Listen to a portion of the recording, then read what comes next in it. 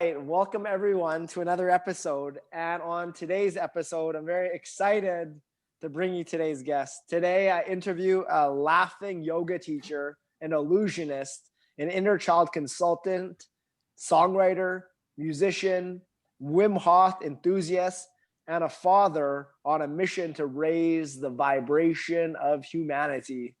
Welcome to the Winner Circle, Tim Barlow. Thank you. I'm so excited to have you on. For everyone listening, Tim is my first guest I've had that is actually from the same city as I am in Winnipeg, where he's currently residing. So you're the first local guest, but we're still doing this on Zoom.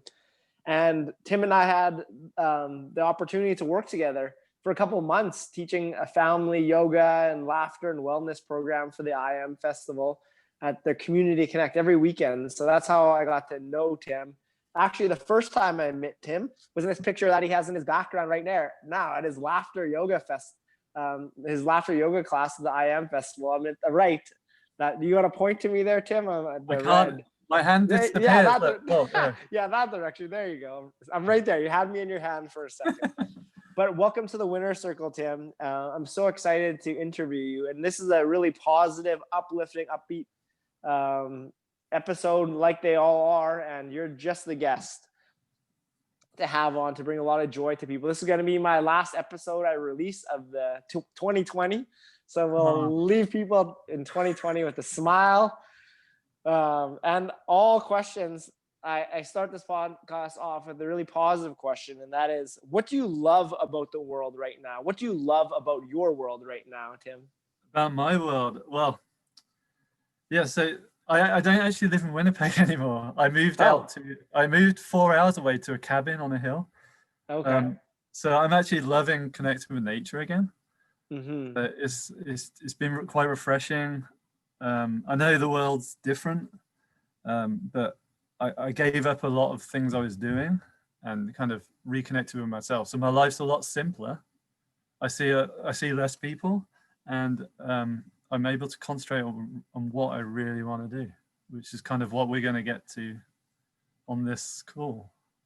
Absolutely. And the question I ask everyone right off the bat, because I think it's such an important question, and I touched it a bit in your introduction, but that is, what is your mission, Tim? What is your mission here on this reality plane? On this reality plane is to raise the vibration. So yeah, I'm a kind of seasoned musician, so I've been writing songs since I was 15, and didn't really connect that to raising vibrations. It was I just want to write songs and write love songs, and a girl will fall in love with me for writing these songs, and that transpired. We got a band together, and then we were touring, and it was just part of my life. My kind of life cycle was being around people in venues and playing shows to live audiences. And then later on, the laughter came, and laughter is a form of vibration. So it's positive resonance, right? So it's good vibes. It's making people, the best version of yourself is your happy-go-lucky person. So kind of move from music to that, and then the people that I've met on the way have kind of formed who I am. So So that's a beautiful start, and there's a lot to unpack there. You've had such a wild journey. So let's start from the beginning. How did you get into music? And you didn't start in Canada, so let's just track it back to your origin story. And how did the music start? Because that's a big passion of yours. Yeah. So I was 10 years old. My mum had a guitar, and I was like, I want to have lessons. So I kind of picked it up and was playing on it. She's like, I know this person that can teach you. So I used to go down the road to have lessons, and I started playing classical guitar. So this is like, nice music. I could probably play some as I'm doing it. Just kind of like.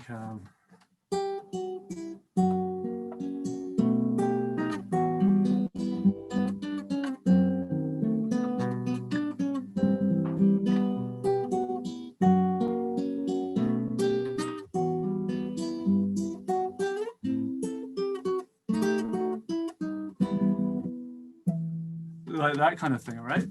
And I'm this 13, 14-year-old doing this in my room, and I found it was an escape. It was me and this instrument were like, whoa, I can actually turn off from the world. I'm not at school. I'm not with the family. I'm by myself.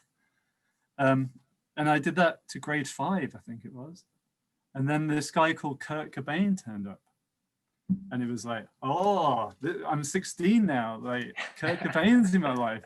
And I remember hearing an interview, and he was like, all you need to do to write songs is like, it's 3 chords. You just need 3 chords to write a song.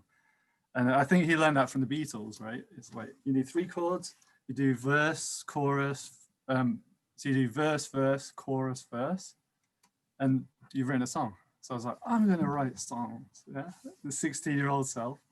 And at that point, the classical guitar went out the window, and it was like, I'm writing songs. So I'm there doing my exams, and so I have my exams here, and I have another notepad where I'm writing lyrics, and like my whole life was split in 2. It was like school, and there's this version of me that's kind of creating vibrations as I looking back at them, creating vibrations, and it was like, yeah, it was a great escape at that age to have something else other than what you should be doing to escape from. Yeah. And that's a place a lot of people get stuck, is they feel that calling like you did for music, but their parents or society says you should be doing this, and then they put down their guitar and they go down that road, and things are not the same because they're not fueling themselves with what brings them alive. So how did you stay on your musical path when I'm sure their parents or society or teachers said, no, like you should study your math and you should get a nice 9-to-5 job? I was very fortunate. My parents like pushed me. They just supported what I did, right? And a lot of my life, I've been very fortunate in my life, and I've met people on the same path. So we started a band at school, and then we go to the local pub and say, can we play a show? And we're like 16-year-olds in a pub, and they're like, well, you're kind of underage, but we'll let you open for this band. And friends thought other people thought that was cool, right? People at school thought that was cool. It was like, oh, they're the kids in the band. And yeah, so it kind of gave us an outlet to explore this in a safe environment. So my parents didn't see it a threat. Academically, I'm not the biggest academic. And I think my parents could see I was enjoying the music, and they supported it. So yeah, I was fortunate. And from that 16-year-old playing in pubs, where did that musical path take you next? Yeah, so I went to university to study sound engineering. So I learned about the waves and the kind of the mathematics behind music. And then, the vibrations, basically, right? The resonance. And at the time, it was like, I'm going to university. This is great. I'm going to start bands. I'm going to record bands.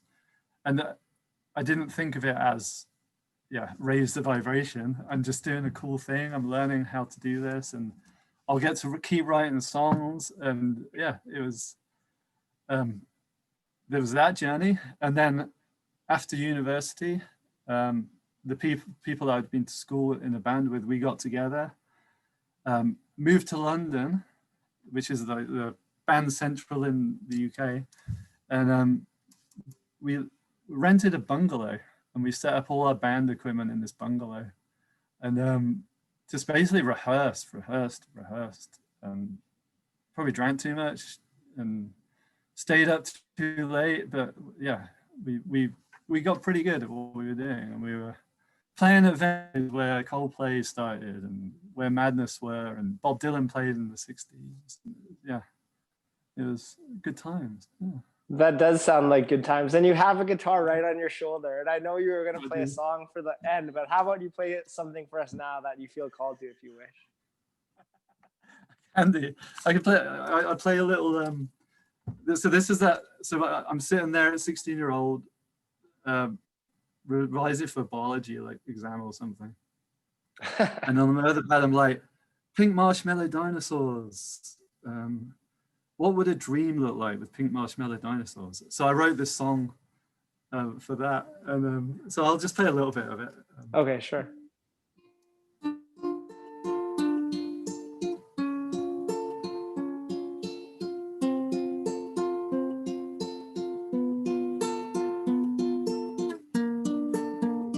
So it's very Beatley, right? Yeah.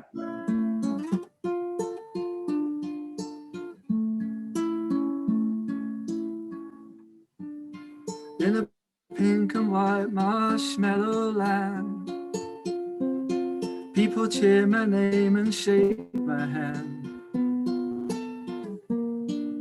And all that I can do is eat marshmallow versions of you.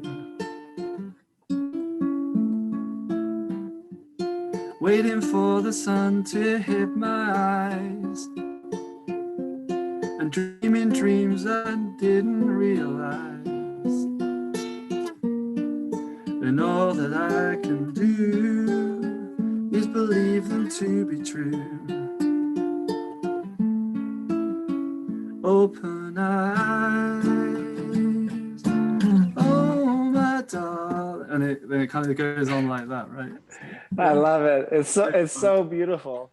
The first time I heard you play was at Assiniboine Park for Family Mental Wellness Day or something like that, and you were playing with your son. Yeah. And the band is Son. What's the name of you? Dad and Kid. So it's Dad and Kid. Yeah. It was so great. So from playing in London. How do we get from playing in London to Dad and Kid? So track that. Yeah, so I had a big life moment, right? One of these defining times in your life. The band split up, and I moved in with my girlfriend at the time, and then we got married. And she's Canadian by birth, so she's from Saskatoon. And we turned 30, and we were like, let's go on an adventure. So we and I think it was probably me. I was like, we should go to Canada. We can live there for as long as we like because of you. And we sold up everything we owned. So all this stuff that we'd accumulated to live in our kind of rental properties that we'd been kind of cycling year by year in these rental properties. So all this IKEA furniture, we sold it all, and sold my guitar amps, put some stuff in storage, and we were like, let's move to Canada. So we bought these one-way tickets to Canada, and we got to the border guards, and they were like, "So you've only got a one-way ticket, and you're not married." We were married at the time, but like, he looked at Amber and was like, "You're responsible for him. You're responsible. If anything happens, you're responsible for him. You're taking care of him." And I'm like, "Yeah, please let us into the country." So we got into the country, and we bought a car in Calgary and basically traveled around for half a year. So we went to Vancouver, went to Edmonton, Saskatoon. Amber's, she's got a lot of family in Canada. So we hit the road and just kind of letting the universe decide where we would end up. I think we were planning for Montreal or Toronto, like I guess most people from abroad. Like you see, we want to live in like Canada, which is either Vancouver or Toronto to most people. And Amber's sister was living in Winnipeg at the time, and we basically stayed with her for 2 weeks. And my wife, she found a job that suited her perfectly. Like it was like, if you look at the job description, it was everything that she was. It was like someone with European experience, someone who's really, like amazing, just the perfect fit for this job. So she applied, and it was actually April the 1st, so it was April Fool's Day. And she didn't get a call back for, I want to say 2 weeks afterwards. So this one was like, we got your resume, but we thought it was an April Fool's joke because it was such a perfect job, right? And we ended up staying in Winnipeg. because of that job. We ended up getting a house. We ended up settling down, and then the kids came along. So we have a kid called Sebastian, and when you're a father, you start listening to kids' music. So I started listening to Fred Penner. I started listening to Raffi, and I was like, wouldn't it be good to do this, like write kids songs? And Sebastian's 4 at the time. He's like, why don't you play guitar anymore? Why don't you play on stage? I thought you were like a rock star kind of thing. Because I hadn't been playing. Like, he was a young kid. I didn't have time to go to bars until 11 o'clock at night and stay up all night playing in the bars. Yeah. But he was like, well, I thought you liked doing it. And like, this is a 4-year-old, right? Like, it's just 4-year-old logic. Why don't you do what you love? Yeah. And I was like, damn, yeah, why don't I? So he was like, well, I can be in a band with you. I can play with you. So I was like, okay, you'll come on stage with me and sing. So I applied to the Fringe Festival as this band, Dad and Kid, and they accepted my application. It was basically write songs like Raffi and Fred Penner. And Sebastian, I was like, well, if I'm doing this at the Fringe Festival, you're coming with me and you're playing. So he gets on stage with me, the 4-year-old Sebastian, on the hottest day of the year. And yeah, he stands there with his ukulele and he's singing his heart out. He hasn't got his ukulele plugged in, but he's singing his heart out, like next to me. And I'm looking down and like, yeah, this is crazy. What am I doing? But yeah, so I wrote an album called Dad and Kid, where he sings on it too. And I think from that point, it really sparked playing again and writing again. It was kind of like, yeah, I need to be doing this more. And all from that 4-year-old saying, do this. It's crazy. It's beautiful, the things we learn from children and how close to truth they still are. And that's within us all, but society, time grinds us up, and it hides that light that's always there. And those children, your 4-year-old son, help remind you of that light that still remained within you. Yeah. And he sparked it big, because your light is now shining bright. And Dad and Kid is going strong. Last time I saw, he was playing on the drums, and he's excellent on the drums. I was so impressed. Yeah. I was so impressed when I first saw you guys there. I was at the front, like, wow, these guys are so good. Do you guys still play? Do you guys still play together? So we jam. We have a basement, and it's basically a drum kit and a TV. And yeah, we jam. We just kind of jam for fun. But I have an old recording setup, and he took that into his room last weekend, and he started recording a Christmas song. So he's got his own musical project called Saint B Music.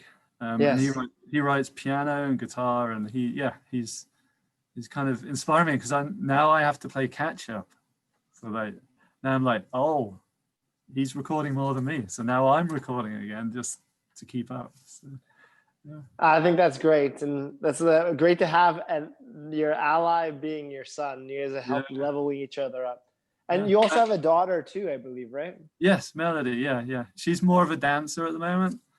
So yeah, she'll get there. But they jam together. That's the funny thing. Like, he'll be playing guitar, and he'll be like, play this on the drums. So it's like dun, dun, dun, dun, dun, dun, dun. And then it's just a bass drum, right? And she's there doing it, and she looks like they look like the White Stripes. It's hilarious. It's amazing when the father pursues their passion, their win. That opens the door for their children to pursue what lights them up. That's wonderful. And this is what the podcast. Go ahead. Yeah, so it's ingrained in them, right? It's in their DNA. Like, we've passed it on. It's like, yeah. So your son Sebastian helped re-spark that musician in you. What other sparks to have your children sparked in you? What do they remind you? What other learnings have they taught you over the years that you'd love to share with the audience? Yeah, so my laughing yoga, so my laughing yoga sparked up 2 years ago. So I didn't, we can get to the story of it, but having a 6-year-old daughter while you're learning all about the physics and why we should be laughing is just, she's just the best teacher for that, right? Because she's a kid, and laughing yoga is all about being all about kind of drawing out your inner child, which is your 6-year-old self. So when she puts her wellies on and jumps in puddles, you get your wellies and you jump in puddles. It's like, it's when she goes and gets hands full of mud and smears it around, you go and get the mud. It's the inner child. They help you reconnect with that inner child. So how did that laughing yoga transition happen? How did you become a laughing yoga leader, facilitator, teacher? How did that happen? From jumping in the puddles with your daughter to teaching adult festivals online. It was a festival. So the I Am Festival, which is, I call it another turning point in my life, was going to the I Am Festival, which actually happened by accident. So my wife, once again, she bought a ticket to go to the I Am Festival, but she couldn't make it.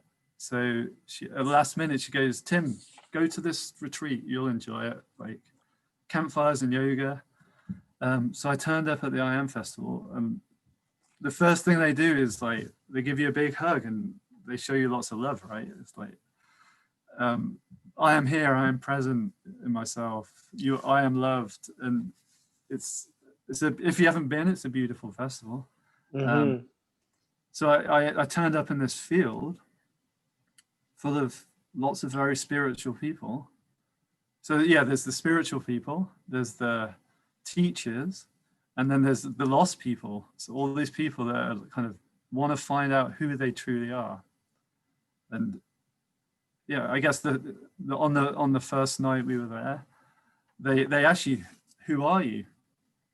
Like, say out loud who you are. And I was like, "I'm Barefoot Tim," which is my stage name, right?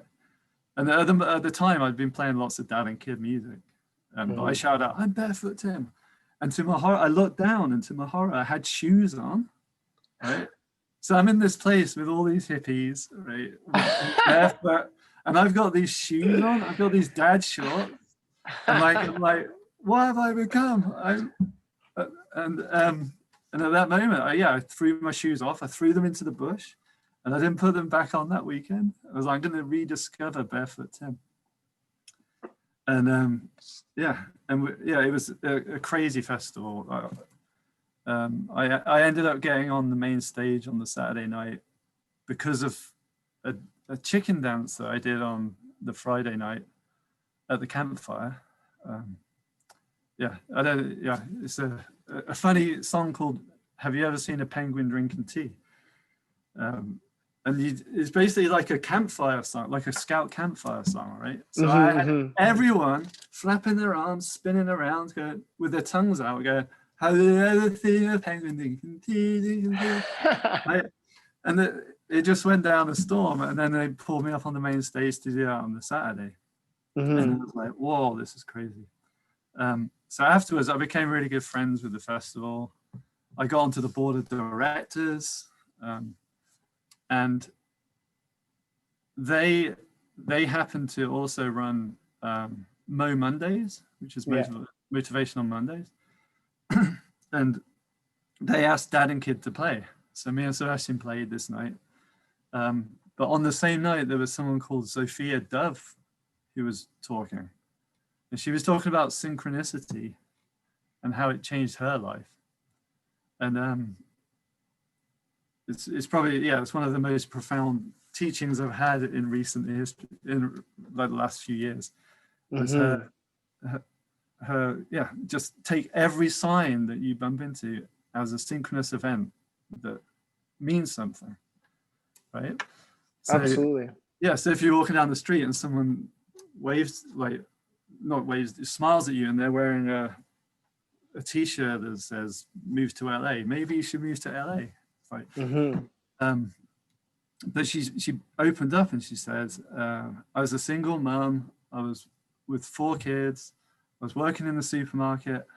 I was at the lowest point of my life, and one of my friends asked me to go to a laughing yoga session, right? And she went to the laughing yoga session with her friends, and she got home that night and she cried all night because she hadn't laughed for years because of everything she'd been going through. And my heart was like, oh my God, this is so profound. And I was like, what is laughing yoga? I need to find out what laughing yoga is. So that night I went home and I stayed up till like 3 a.m. researching laughing yoga. So there's a laughing online university where this guy has different exercises you can do, all the science behind laughing and intentional laughter. And he's made this business of teaching adults how to laugh. So I learned some of these exercises and I started doing them on my friends and family. And people were like, yeah, people physically changed when I started doing them. People started smiling. People like bantered back with me. They were like, Tim, what are you doing? This is crazy. You trying to make me laugh? And I'm like, no, I'm trying to make you laugh. It's not about me making you laugh. It's about you making you laugh. So do this exercise with me. And they're like, this is too funny. And like, it just snowballed. And now I'm on this talk, right? And yeah, so that's how I got into laughing yoga. It was all about going to a motivational speaker who said that laughing yoga changed their life. So why is laughing yoga important for us as human beings, especially today? Well, so what is laughter? So it's funny because my daughter bought a bit of work back from school today. It was all a verb book. It's like, what is a verb? And the first one she wrote was laughter. Yeah, and laughter is it's a motion. It's a motion, and it's also an emotion, right? So it's bucketed in there with crying, pain. Like laughter is an expression of emotion. So I forgot what the question was. I said, why is laughing yoga important? Why is laughter so important for us? Okay. Yeah. So yeah, because it's an emotion, you can use it to release any pent up emotions. So like, if you look at the science of laughter, it has been shown, like they've done clinical trials in it and stuff to stimulate the immune system. So there's people, there was a study in the States. There's people on kidney dialysis machines, and they were given laughing yoga so it was like a blinded trial. Some people were given laughing yoga and some people were given laughing gas. And the people with laughing yoga actually responded better to the dialysis than the people given this gas, right? So it's like a free medicine. It's crazy. Absolutely. It alleviates pain. It reduces stress. It reduces depression, obviously. It just makes you hopeful. Like it's amazing. Yeah, and I experienced it in this picture right here at the I Am Yoga Festival last summer, where I was also teaching at. And afterwards, after the class, everyone just felt lighter, their face, their bodies, because as you said, it allows you space to let go of what you've been holding on to. And it allows people to feel free, even just for a few moments. And that translates, that momentum moves forward with them onto their day, into their life. How about it allows you to see what's going on, right? Yeah. How about you give us a little sample on what laughing yoga is right now, and the people listening can try it. I'll try it with you. and people listening for can sure. try whatever you feel called to lead. Yeah, so the format that I kind of trained in, it was invented by a Indian doctor who saw his patients responded really well to laughter, so he created this format. So basically, the first thing that they train you on is being a kid. So just being silly, right? So this could be something as simple as like doing something that you were a kid, right? Make a face like put one hand in the air. If you put one hand in the air and shake it around, right? And just laugh.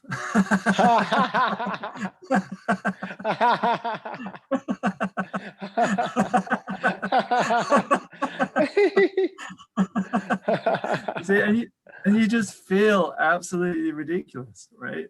Like you can do it, but the thing is that our adult brain shuts that down. It goes, no, I'm not being silly. I'm an adult. Like, this is ridiculous. If anyone sees me doing this, right, they won't treat me the same as they used to. Like, which is an absolute crime that people can't laugh. But so what the Indian doctor did next, he was like, well, we have a caveman mind. We also have a caveman mind, and that responds really well to chanting or clapping. So after you do these kids activities, you start clapping. Oh, ha, ho, ho, ho. Ha, ha, ho, ho, ho. Ha, ha, ho, ho, ho. Ha, ha, ho, ho, ho. Ha, ha, ho, ho, ho. And when everyone's doing that in a group, like it's the caveman in you, and suddenly you forget you're a kid, right? You forget you're being silly. You're just doing it because that's the primate in you is like booga booga ooga booga, like it's great, yeah. And then once you've done the repetitive kind of chanting, it's important to breathe, so to get oxygen into your body. So this is where the yoga comes in, because it's a breathing. So there's silly exercises to breathe. So like you could put your hands, if you put your hands on your face like this is called the flower breath. So you kind of breathe in through your nose, breathe out, and breathe in. And this time when you breathe out, just open up your petals. There you go. Breathe in and open up your petals. There you go. And breathe in and open up your petals. This time you can give a little kiss.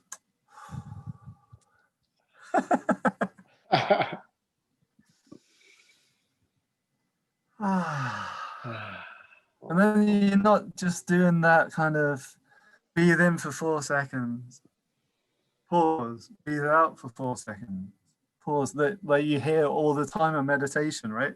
There's all these meditation podcasts. It's like, it's so serious. They're like, breathe in for 4 seconds, no longer, no shorter, but 4 seconds, and then pause for 2 seconds, no longer, no shorter, and then breathe out. Like it's just light of it, yeah. My face is already hurting from so much smiling. It's a good thing. And I found when I was in the class, like a lot of people at first, they have so many guards up, but when one person, you, the leader, starts having fun, and then another one, the energy is contagious. And at first, some people have to fake it, but I believe you have to fake it until you become it. I think that's very important. Some people say fake it till you make it, but fake it until you become it. So if you don't feel like laughing, well, do a fake laugh. And I promise you very soon that fake laugh will be real laughter, and you'll be in a moment of bliss. So that's the whole principle about it, is if you do these exercises for half an hour, your body will start following the fact that you're laughing. So like, yeah, your body doesn't know the difference between fake and real laughter, but your mind does. So if you get past the mind and you start, like when you're doing ha, ha, ho, ho, ho, you're actually mimicking the laughing sounds, the ha, ho, and he's, right? So if your mouth's doing that, like your body starts tingling. It's like, whoa, whoa, whoa, whoa, whoa, that guy's laughing. And I think that they say after a minute of fake laughter, your body starts supporting you in laughter. So yeah, so when I do sessions, you kind of do the warm up exercises for half an hour, and then we all lie down on the floor, and we do a laughing meditation. And this is where you're not looking at anyone else, you're kind of looking up, and you just laugh. And when you're in a group of people, it's contagious. Your body's primed for it because you've done all the exercises to prime your body, and all the muscles in you are ready to release it. And the laughter in that meditation is just the most amazing laughter I've ever done. It's just crazy. Yeah. And you can probably remember lying on the parachute and people just crawling, and like it goes through waves. So you'll have like hysterical laughter, and then people will it will slow down a bit, but then one person will let out like a and then everyone else will start laughing again. It's It gives people permission to be themselves and to be to retouch with that inner child. What gets people away from that, in your opinion? The people that are just kind of like square. Like what gets people? Where do people lose their inner child? What has gone wrong? Well, yeah. So sometimes, like when I first started doing the laughing yoga, I'd be in a park or a public place, and for people that had never done it before, they're always kind of looking around. Their peripheral vision is looking, and they can see cars going by. They can see other people. They can see people judging them. And yeah, I find that that's hard because then they're like self-conscious. They're not able to get into their own mind. Whereas if you're in a dance studio or a yoga studio or my basement, for example, there's no external people like there to get you. So people seem to respond better. You've created when they have a safe space, and there's the word. And there's no safer space really than your own home, where people could access your laughing yoga therapy every day, because you've just recently, and I love these, on Instagram, you're posting every day, every morning. It's part of your morning routine, you told me, to post a new video, and they're all so hilarious. You wear different costumes, they have different backgrounds. Tell us a bit more of that, and they can find that at Laughing Lion Therapy on Instagram. So that's a place to start. It's funny, yeah, because when I first started laughing, when I first started laughing seriously, I had a forest at the end of the road. So I'd drop the kids off at the bus, and I'd walk to this forest, and it was my safe space, right? There was only me, the birds, and the deer. And I'd practice my laughing warm-up routines. And every day I just made this promise to myself that I would laugh intentionally for 1 minute. And it's quite hard to laugh for that long. If you've got a counter going, it's quite hard. So I do these selfies of myself. So I call them laughsies. And it got a timer, and you're actually laughing with somewhere else because you're laughing with an image of you. So this is it's not you, it's a reflection of you. And I kind of learned the basics of the different types of laughter through laughing with myself in a forest at the end of the road. So essentially, yeah, that's how I did that. But and so now you're laughing yoga on Instagram, a little sneak peek, but you've also set up a Patreon page where you're doing weekly classes, virtual sessions. So tell me about that new initiative you've created. So that's really new. So that was the end of last week. I was doing these. Yeah, so I took this Laughsy thing, and I was like, Instagram stories have this amazing 1 minute thing already built into it, and it's got backgrounds and green screens. So I was like, I'm just gonna do it for a month and see how it goes. And I've been doing it just every day I can, as a kind of religion. And I just do a minute and I put it out there, and people responded. I'd get messages. People would be like, "Oh, thanks for making me smile today. Oh, that was a great exercise for reducing my stress." Like, I just get all these positive messages from people for just laughing, right? Which sounds absolutely ridiculous. You get paid to laugh. It's like, but one person was like, "Why don't you set up a Patreon account?" So that's where I'm at the moment. I kind of set it up this week. I haven't launched it officially, but the idea is that I have like a community of people that want to laugh, and they have access to kind of a monthly get together. And if you pay more, then we do it by like a weekly get together. And if you pay more, I could teach you how to do laughing yoga. And yeah, Patreon's is good. It's got like a tiered subscription system. Yeah. So I'm testing it out at the moment. I'm a bit of a kind of scientific tester. So. Well, it's definitely something that I'm very excited to be a part of moving forward. I always have fun watching your videos, listening to your music, teaching classes with you, and I'm sure we'll have a lot of fun things going forward. Let's rewind this a bit and we'll go back to the threshold. So when we're talking about your decision to pursue music, that wasn't much of a threshold to cross because you had a lot of support around you. So let's examine some other thresholds that maybe been harder. And official, saw many. One was moving from Europe to Canada. Was there any resistance that you had, a voice in your head saying, no, like I have all this going in London, in Europe? Was there resistance to go to Canada, or were you able to do that pretty freely? So yeah, I wrote a song called "Don't Look Back." So I'm always, I don't look back, but I could play an excerpt. Yeah, like we hear that song. Yeah, I'd love to hear that, and I'd love to talk about that. Not looking back, and just having faith. So, that's something. Yeah, so it was kind of like we turned 30. We were like, do we sign another year on this house and live here for another year? Like we'd moved 5 or 6 times in years. So we're like, do we do this again? Or do we just take a break and do something absolutely crazy? And we had the opportunity to do something crazy. We didn't have kids. We didn't have any kind of thing holding us back. So, so at the time, no, we didn't have any problems doing it. Looking back, like you can see everything you miss. Like you can see my nieces and nephews are growing up. My kids don't get exposure to family like they would if we were back in England. But who knows what life back in England would have been. So I tend to not look back at all. So I wrote this song called "Don't Look Back" because I don't know if it hurts too much if I've got blinkers on, or whether there's any point looking back. It can cause a lot of stress, right? Past is the past. Yeah, you can't change it, so why do it? You can learn from it. You can learn from it.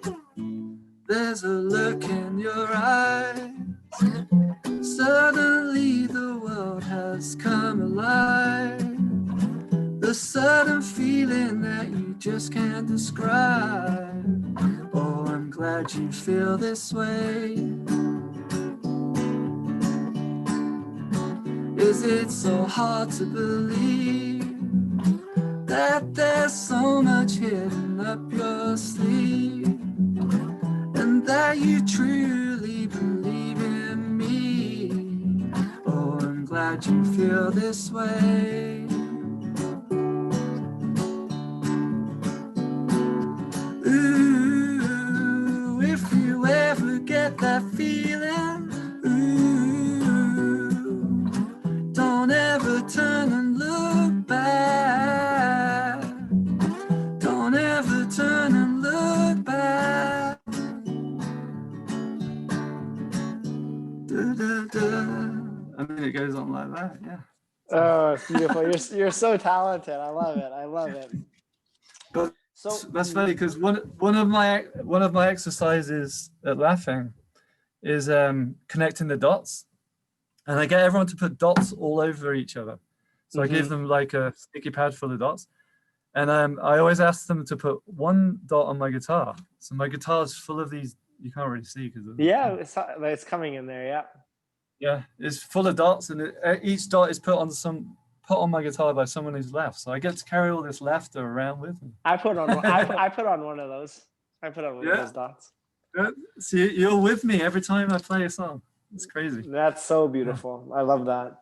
So what advice would you give to a hero standing at that edge, and they feel that fear of them stepping into the unknown that you have stepped into so many times, but others don't do that so easily? What would you advise someone in that situation, whether that be being a musician or moving away or starting saying yes to going into the Fringe Festival with your son, someone where they feeling that call, but that fear is holding them back? What would you advise that person? Yeah, it's like, if you don't do it, you'll never know. That's kind of my, it's like, you got to make the baby step, right? You've got to like do that first Instagram video of yourself laughing. Like, who's actually going to sit? Like, I always think, I started music and like you think, well, I was going to be a rock star. And how many people actually make it as a rock star? There's a lot of good musicians out there. There's a lot of people that do music for money, but most musicians I know do it for love of doing music, right? So if you're called to do something you love doing, you do it for you. You don't do it for other people. And if there's a fear around that, then you kind of need to get over that, because life's too short to kind of nip it in the bud now. Like, and you don't know what's around the corner. Tomorrow there could be COVID, right? There could be a pandemic, and it could shut everything down. Like, yeah, absolutely. So what's an example of a time in your recent memory, or just a memory in general, where you felt fear, and how did you overcome that? Where you felt like a pretty strong fear, and how did you overcome it? Yeah, so the laughing yoga, like I trained at it, and I was like, how the hell am I going to get this out there? Like, am I going to stand in front of all these people and like teach them to laugh when I've never really been to a class before?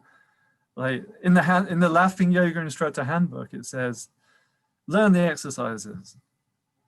Go to lots of laughing yoga classes to learn about how people do it. And there wasn't any in Winnipeg, right? Yeah. Go to a weekly laughing club. There wasn't one in Winnipeg. Like, so I was like, I'm gonna have to start a laughing club in Winnipeg. So I rented the downstairs at Fourth coffee shop, I think it was. Yeah. And I just put this thing on Kijiji and said laughing club, come, and 7 people turned up. And we get there, we're in the foyer, and the owner comes out. He's like, "Oh, sorry, Tim. There's an art gallery on tonight. I forgot." so we're in this coffee shop with 7 people who want to do laughing yoga. I'm like, we're gonna have to do it with all these other people in the coffee shop. So we sat there and we went through the exercise. I had all these sheets of paper, and I'm like, yeah, now we do the exercises. But it was truly, at that point, I could have gone, oh, this venue's booked out, like, we'll have to do this another time. But these people had spent time to get there, and they were something in the universe brought them to me.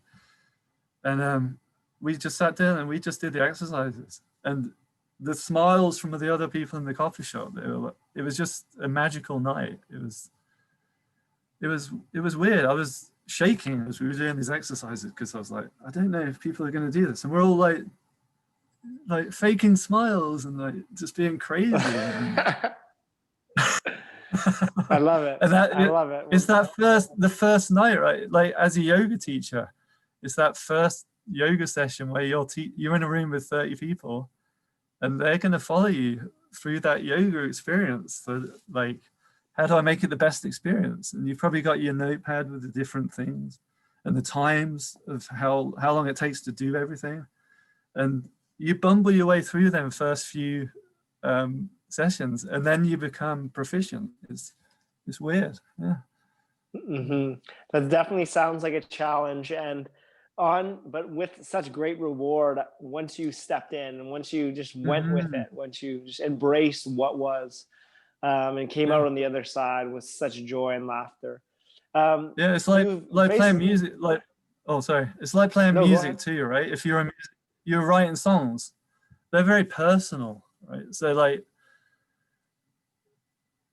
I remember the first time I played live on stage, I was like, I'm not gonna play a Beatles song. I'm gonna play my song, and I went up there and played it. Everyone else, it was like an open mic, and everyone was doing covers. And afterwards, everyone was like, mouth open, like, you wrote that song? And it was like, it was just terrifying, the most terrifying night ever. Like, I'm on stage, Hmm. like just playing a guitar, and there's all these people looking at me. I'm kind of singing from my heart. And once you've done it once, once you've done it twice, like you become better at it. And yeah, it's that first step is so fearful. Yeah. And that's the same thing with the laughter yoga. Like you do go to one class, you'll the second class you'll be more willing to laugh, and then in your life you'll be more willing to laugh. It's getting in those Yeah. reps about everything we do, and it becomes less fearful. Yeah. And everything you do, Tim, is you embody vulnerability and courage, and I think people see that, and that shows them that they can also do that.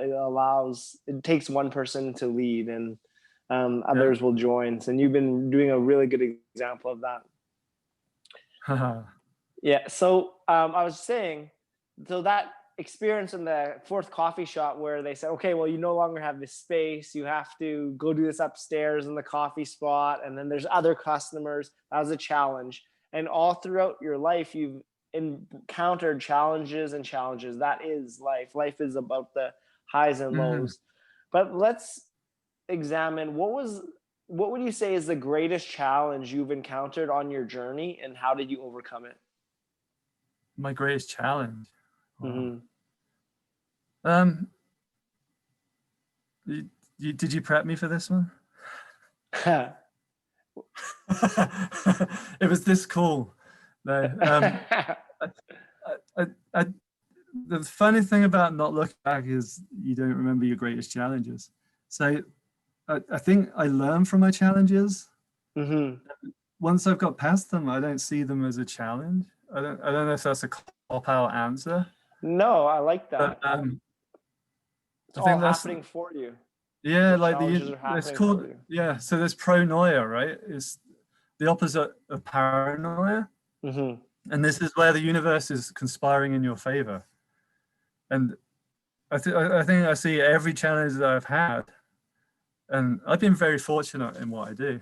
Um, I haven't had any like major disasters or anything, but the challenges that I had have led me to this spot right here, right now. Like the path that I've taken has led me to you right here, right now, and the path that you've taken has led you to this time right now. And all them Hmm. people that are watching, they've been on this path, and why are they tuned into this call? Why are they listening to us talking about laughing yoga or music or their calling? Is it time for them to get on? Like, I just love that pronoia word. Like, everything's conspiring in your favor to get where you need to go. Hmm. Like, I love it's that. marvelous. And it's a choice, and we could choose to see that or not. And if we choose not, that it's gonna the universe is gonna smack us, to make Yeah, us push us in the direction. I think everything is conspiring in our direction, in our favor, if we allow that to be seen. yeah, definitely. Yeah. So through it all, what has been your greatest life lesson, Tim, that you've learned on your journey that you'd like to I, share?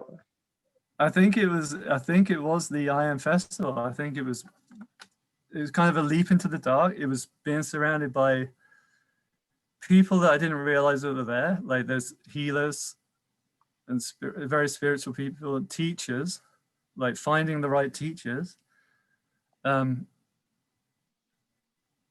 and finding myself. So yeah, what I do in the morning, every morning without fail, Mm-hmm. I actually go to a tree and I hug the tree. People say ground using a tree. So I hug a tree, but I use that tree as an antenna to send out peace, love, happiness, and joy to the world, right? So anytime there, if you ever need me, just breathe in the waves of peace, love, happiness, and joy, because everything is a vibration, right? Emotions are a vibration. So I'm hugging this tree, right? I'm like breathing it in, breathing out. I send love out to Derek. And there's a resonance, there's a vibration that goes through the world to Derek. And you're breathing that in right now because I've just sent it. Right? I believe it and I receive it. Thank you. And there's hundreds of laughing clubs that are sending out positive vibrations all the time to the world for people to breathe in. So if you're ever feeling down, breathe in these vibrations. Yeah. So I do that. I do the tree, and then I laugh for a minute. But recently I've been doing Wim Hof breathing too. So that's a whole new thing that it's really sparked my love at the moment. Yeah. So tell us a bit about Wim Hof breathing. Not exactly what it is. I guess you could do a brief for people that don't know. But what has it brought into your life? Yeah. So it's a very quick. It's like you're oxygenating your body through quick breathing. So it's like, and like you do these deep breaths, and then you blow that all out. So after 30 breaths, you blow that out and you hold it for as long as you can, right? So you might manage 30 seconds, you might manage a minute or 2 minutes. And I've got up to like 1 minute 30. And then after you breathe it out, you just suck in this huge breath and hold it for 15 seconds. And then you repeat the cycle. But when you're doing this, like once you've done it a few times, everything starts tingling. The parts of your body, like if you've got, like my sinuses are terrible, but they always tingle it in the areas that you feel are getting ill. So your body is actually sending oxygen to the areas that need it most.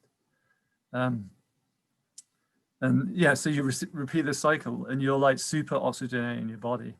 And what it's taught me, well, it's taught me that you can heal yourself essentially. If you really believe in yourself, you can go into yourself and you can heal yourself through breathing and vibrations. Oh, I agree. Yeah, but he has an app called Wim Hof Official, I think it is. Yeah, and it has a guided breathing thing. It's phenomenal. I enjoy doing it as well. Yeah, and so then you can do like the ice showers and stuff. And yeah. Have you been doing the ice showers in your cabin? Nice. I'm sorry. I'm building up to the ice bath. I'm building up to an ice bath. That's my goal. Okay. So what are some other crucial self-care techniques? So you've mentioned a few: the Wim Hof breathing, the hugging the tree, the doing your laughter video every morning. What are some daily routines that help make you and at your best? Yeah, so being out in nature and touching, like not just walking in nature, touching nature. So like going barefoot is huge, because my stage name is Barefoot Tim, right? Just going barefoot. If it snows, like take your socks off and go barefoot in the snow. Like it's what we're meant to do. Like touch the ground with your bare feet.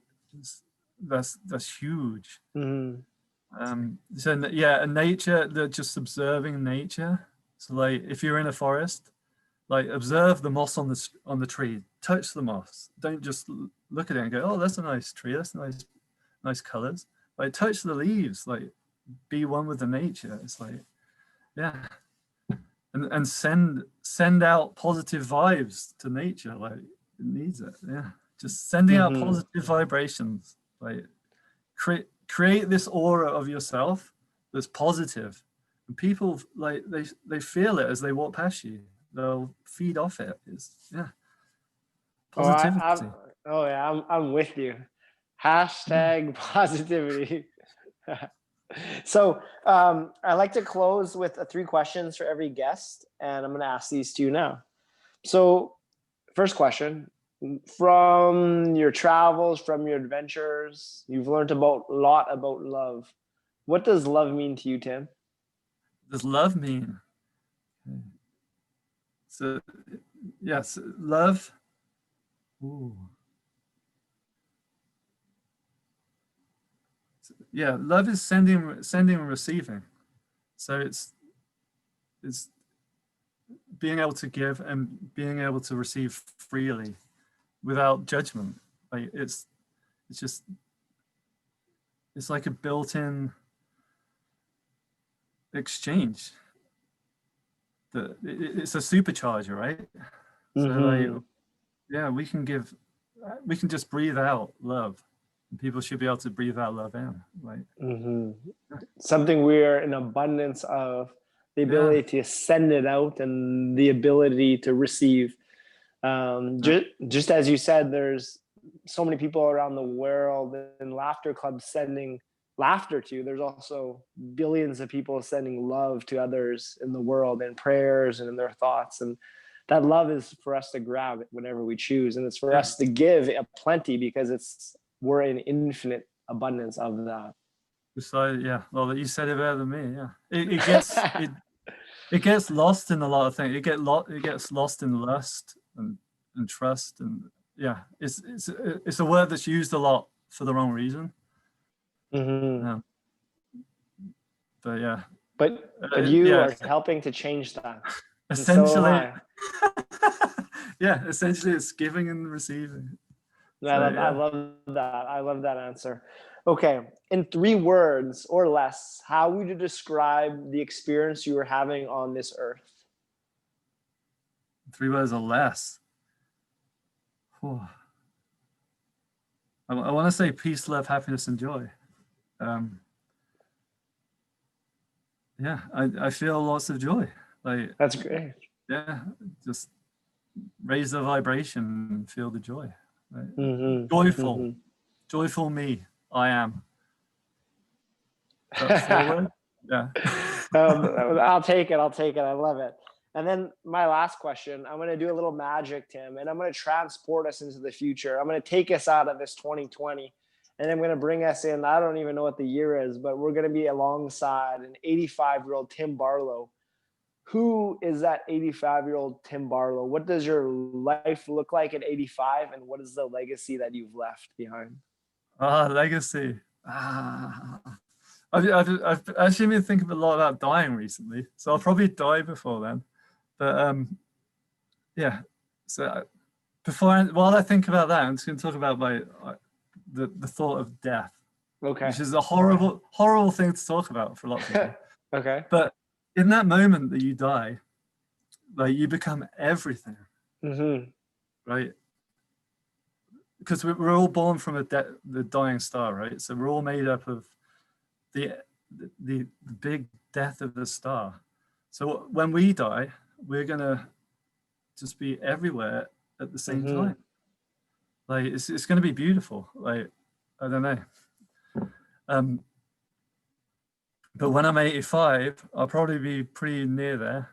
I'd like to think I'm pretty like high on life. So surrounded by nature, playing my guitar and piano.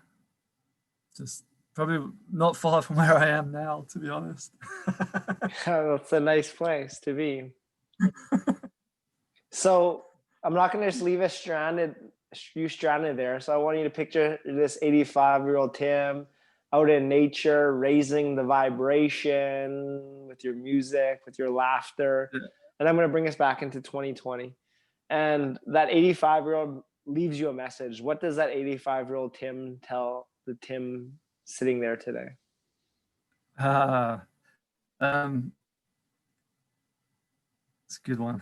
It's a good one, Derek. It's a good one. You probably say you should have tried more things. You should have tried to do more than you're doing. I don't know. Yeah, he'll probably just say, "Well done. Thanks for getting me where I am."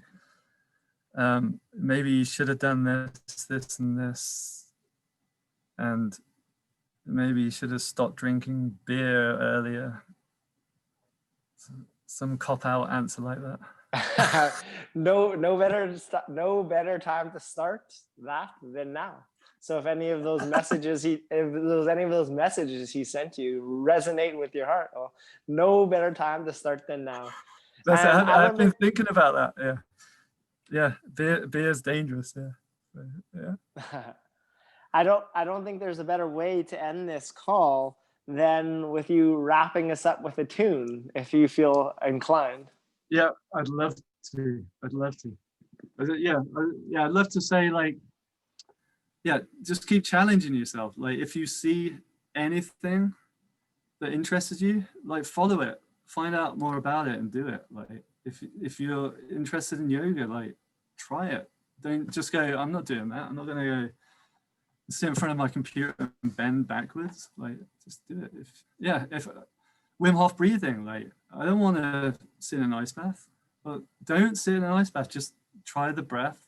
Maybe have a cold shower. Like, there's people. Small I think there's steps. too much pressure on people to get to the end. Like, you're right. Anyway, and so this is my outro song. Okay. And my 85-year-old self would always tell me to tune up. Okay.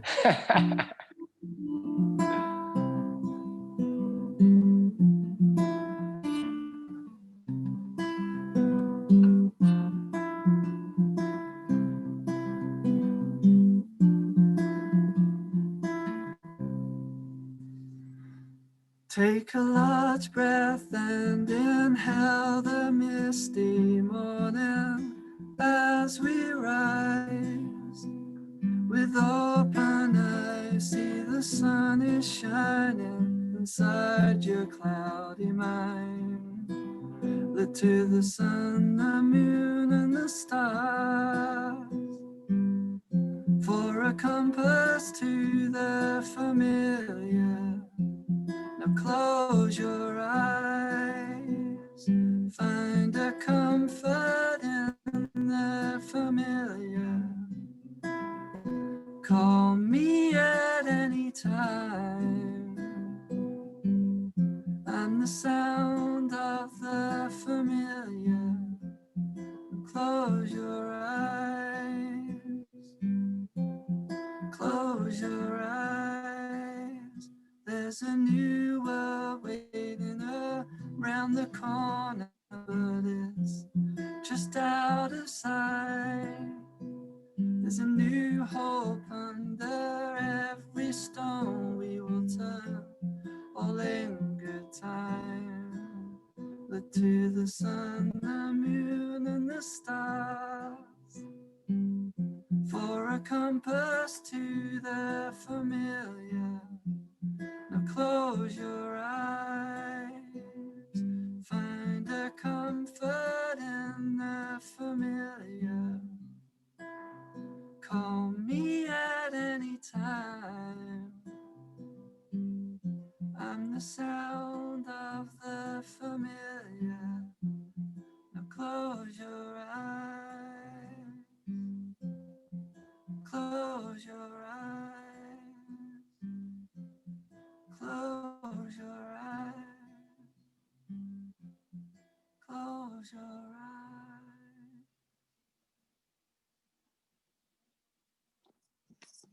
Bravo. I love it. Thank you so much. So they could find you on Instagram at Laughin' Lying Therapy or at Barefoot Tim. Your Patreon account is Raise the Vibration. And I look forward to raising the vibration of humanity alongside you, Tim. Thank you. My face hurts from smiling so much. I haven't smiled so much on any of my episodes. Thank you so much. To close every episode, we bring our fist up and we bring in for digital fist bump. Boom! We're all in this together. Embrace the process over the destination, because that's where all the sweetness lies. Enjoy the process, y'all. See you soon. man. And that's a wrap on this recording. Thanks, Derek. Thank you.